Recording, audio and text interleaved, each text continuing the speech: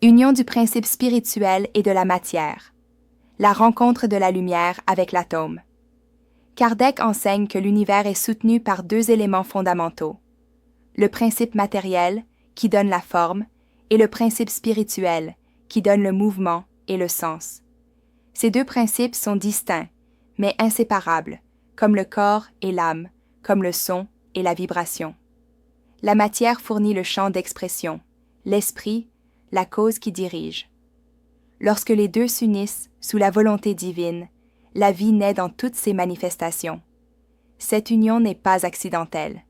Kardec explique que l'action du principe spirituel sur la matière se produit à travers le fluide vital, une modification du fluide cosmique universel. Ce fluide est le médiateur entre les deux mondes.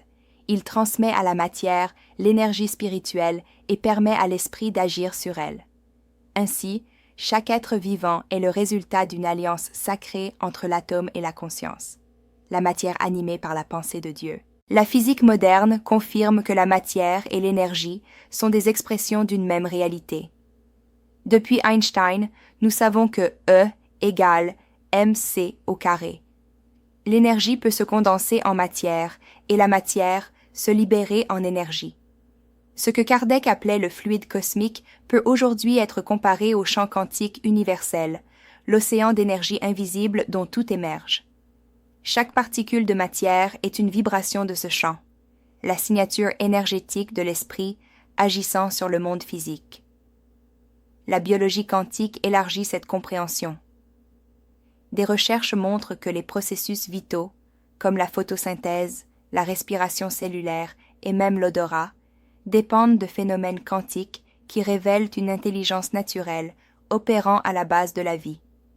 Cela confirme ce que Kardec enseignait. L'esprit agit par le biais de lois naturelles, et non en dehors d'elles. La vie est le résultat de la matière obéissant au commandement invisible de la conscience universelle. Kardec explique que, dans les formes primitives, le principe spirituel agit de manière instinctive, motivé par le besoin de conservation.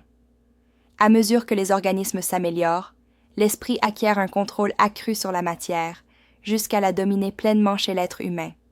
Ainsi, l'évolution biologique est aussi une évolution de la conscience, et l'histoire de la vie sur Terre est le récit de l'esprit apprenant à façonner la matière selon sa volonté. La neuroscience contemporaine renforce cette vision en démontrant que l'esprit humain influence le corps de manière profonde. Les états émotionnels, les intentions et les pensées modifient les schémas neuronaux, le rythme cardiaque et même l'expression génique. Ces découvertes font écho à la notion spirit selon laquelle l'esprit commande la matière, montrant que la conscience est la force directrice du corps et de l'existence. Sur le plan cosmique, cette union entre l'esprit et la matière se manifeste à toutes les échelles. Comme les étoiles, les planètes et les systèmes galactiques obéissent aux mêmes lois harmoniques qui régissent le microcosme cellulaire. L'univers entier est un organisme vivant, où chaque atome vibre sous l'influence d'une intelligence divine. La vie humaine n'est qu'une des expressions de cette symphonie cosmique entre énergie et conscience. Kardec précise qu'avec la mort, l'esprit se détache de la matière, mais le lien fluide qui les unissait ne se rompt pas. Il se transforme simplement. Le principe spirituel retourne à son état libre, emportant avec lui les expériences acquises. La matière, quant à elle, revient au cycle de la nature. Rien ne se perd, rien ne se crée sans but. L'union et la séparation sont des étapes d'une même loi d'évolution éternelle. La cosmologie moderne décrit l'univers comme une toile d'énergie interconnectée, soutenue par des champs subtils et par l'interaction de forces fondamentales. Cette description se rapproche de l'idée de Kardec, selon laquelle le fluide cosmique est l'élément universel, matrice à la fois de la matière et de l'esprit. Ce que nous appelons matière vivante est en réalité la matière imprégnée d'esprit, conscience sous forme d'atomes, énergie façonnée par la volonté divine. Ainsi, l'union du principe spirituel et de la matière est la base de la création. Dieu unit l'esprit à la matière pour que, dans l'expérience et le temps, la conscience apprenne, grandisse et retourne purifiée à la source. Tout ce qui existe, de la grain de sable à l'ange, est l'expression de cette alliance sacrée entre ce qui ressent et ce qui forme, entre ce qui aime et ce qui vit. Si cette réflexion vous a apporté compréhension et révérence pour la vie, partagez-la.